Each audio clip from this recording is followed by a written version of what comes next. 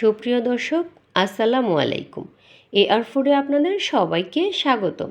আশা করি আপনারা সবাই অনেক ভালো আছেন। আজকে আমি আবারও চলে আসলাম নতুন একটি রেসিপি নিয়ে। আর আজকে বানাবো জলপাইয়ের আচার।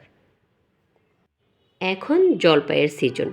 চাইলে এই সিজনে জলপাইয়ের আচার বানিয়ে সারা বছরের জন্য সংরক্ষণ করে রাখতে পারেন। আমি তৈরি করেছি জলপাইয়ের তেলের আচার। তো এই আচারটা খুব সহজেই তৈরি করে নেওয়া যায়। তো চলুন দেখিয়ে দিচ্ছি কিভাবে এই আচারটা তৈরি করে নিলাম। এই আচারটা তৈরির জন্য এখানে আমি 1.5 কেজির মতো জলপাই নিয়েছি। আর এখন একটা ছুরির সাহায্যে এভাবে জলপাইয়ের গায়ে দাগ কেটে নিচ্ছি। আর হ্যাঁ, জলপাইগুলোকে আমি অবশ্যই পরিষ্কার পানি দিয়ে ধুয়ে নিয়েছি। আপনারাও আচার তৈরি করার আগে জলপাইগুলো খুব ভালো করে ধুয়ে নেবেন। এখন চুলায় একটি পাত্র বসিয়ে দিয়েছি আর এর মধ্যে দিয়ে দিচ্ছি 1 কাপ পরিমাণ সরিষার তেল।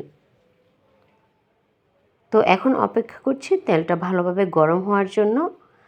আর গরম হয়ে আসলে এর মধ্যে দিয়ে দিচ্ছি 2টা দারচিনি আর 2টা তেজপাতা। তার সাথে দিয়ে দিচ্ছি 1 কাপ পরিমাণ রসুন কোয়া।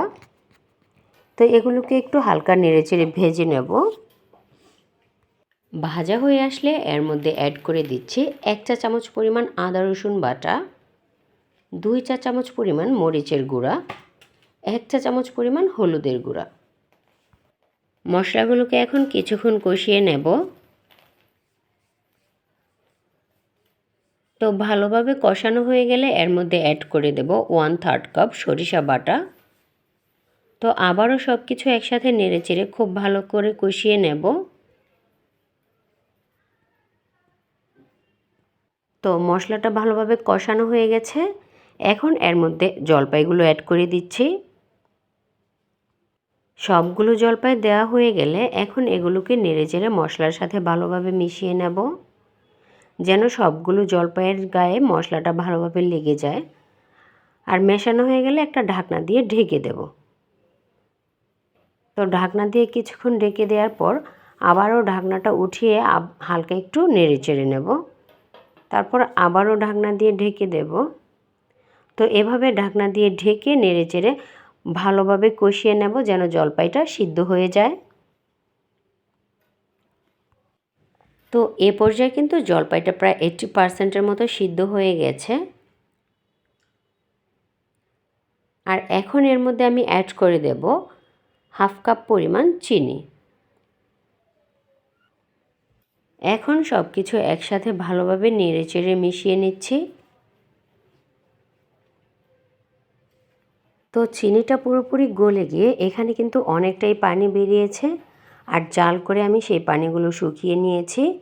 এখন এর মধ্যে অ্যাড করে দিচ্ছি 1 টেবিল চামচ পরিমাণ 5 ফোড়ন গুঁড়ো আর দিয়ে দিচ্ছি 1 টেবিল চামচ পরিমাণ চিলি ফ্লেক্স। তার সাথে দিয়ে দিলাম পরিমাণ মতো বিট লবণ আর দিয়ে দিচ্ছি 1 টেবিল চামচ পরিমাণ সাদা সিরকা। আর এই সিরকার জন্য কিন্তু আচারটা অনেক দিন ভালো থাকে। এখন সব কিছু একসাথে নেড়েচেড়ে খুব ভালোভাবে মিশিয়ে নিলাম। তো এখন কিন্তু জলপাইগুলো পুরোপুরি সিদ্ধ হয়ে গেছে আর আচারটাও তৈরি হয়ে গেছে। তো এ পর্যায়ে আপনারা চাইলে আরও 1 কাপ পরিমাণ তেল গরম করে অ্যাড করতে পারেন। তো এই আচারটা কিন্তু আমি খুবই অল্প সময়ের মধ্যে তৈরি করে নিলাম। এখন এগুলো আমি একটি সার্ভিং বলে তুলে পরিবেশন করে নেব। তো আশা করছি আমার এই রেসিপিটি আপনাদের ভালো লেগেছে। ভালো লাগলে অবশ্যই বাসায় ট্রাই করবেন, সেই সাথে আমাকে কমেন্ট করে জানাবেন। তো সবগুলো আচার তুলে নেওয়া হয়ে গেলে এখানে আমি আরও 1 কাপ পরিমাণ সরিষার তেল অ্যাড করে দেব।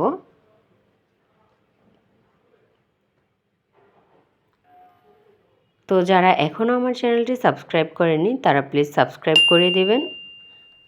আজ এ পর্যন্তই। সবাই ভালো থাকবেন। আল্লাহ হাফেজ।